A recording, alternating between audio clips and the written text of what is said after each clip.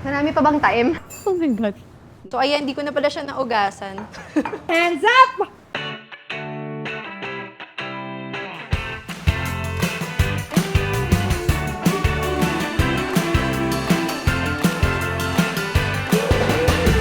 Welcome sa Sarsaya Kitchen Showdown! Ako inyong host, Prax Yap. Ang ating first challenger ay ang ating paboritong go-to para sa mga easy and yummy recipes sa TikTok. Let's welcome our beloved TikTok crave raver, Isabel Ho. Ang ating second challenger naman, siya ang TikTok Cook-Off Gold winner. Say hi to our favorite foodie and home cook from Cavite, Krisha Bernal. Nandito sa harap natin ang basket of ingredients at nakasulat na rin anong recipe ang lulutuin ninyo. Isa, pumili ka anong basket ang gusto mo. Ito na lang po. Krisha, Ito na lang po, beef broccoli. challenge natin is what you call switch it up surprise. Paano yan? Ang lulutuin nyo ay ang pinili ng co-challenger nyo. Ay, nakapili na ako. Parang madali naman tong dish na to. So, hindi ko in-expect yung ganong twist. Natuwa naman po ako na yung garlic shrimp nga po yung napunta sa akin. Challenge accepted. Wow, I love it! Eto na! Let's start the timer in 3, 2, 1, go!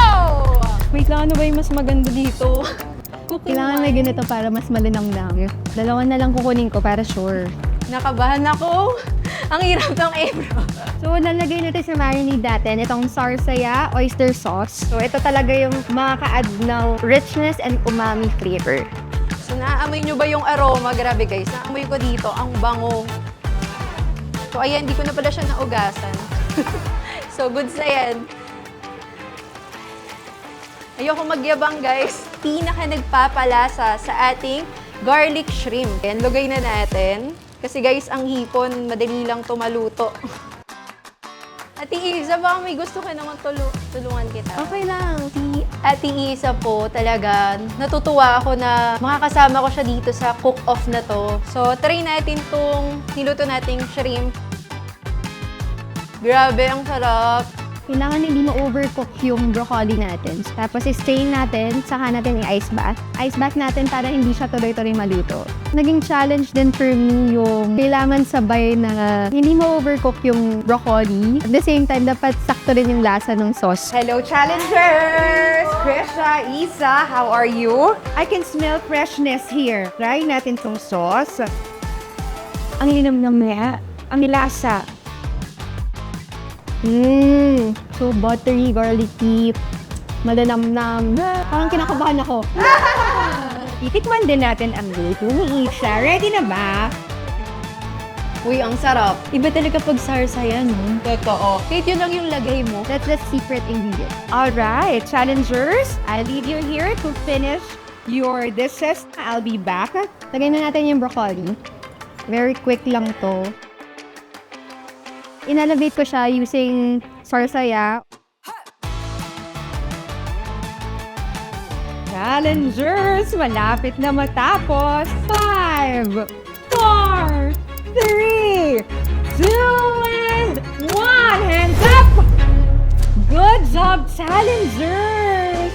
Name mga judges tayo. We have Rafi, Matt, and Don. Ang ginawa ko po ay beef with broccoli. Sobrang nag-blend yung ginger dun sa oyster sauce. Na-enhance talaga yung flavor ng beef with the sarsaya, lalong sumarap.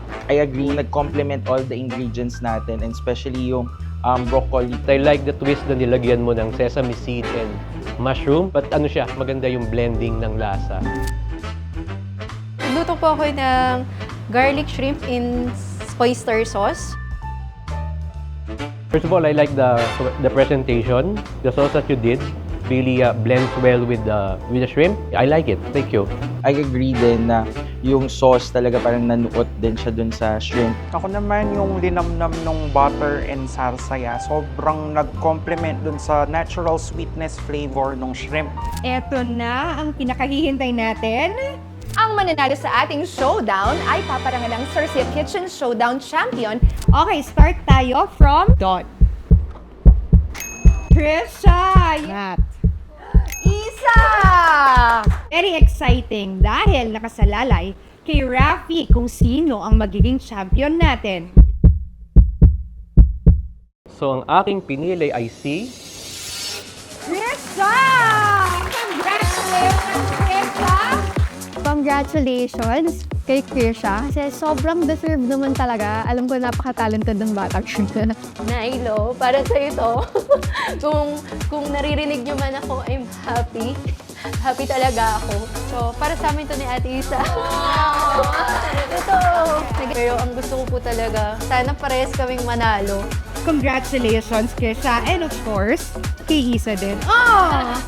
At dyan po, nagtatapos ang ating Sarsaya Kitchen Showdown. And I hope nabusog namin kayo with a little bit of inspiration, tips, and food ideas from Sarsaya Oyster Sauce. Ako po ang inyong host, Prax Yap, signing off. Bye mga momshies!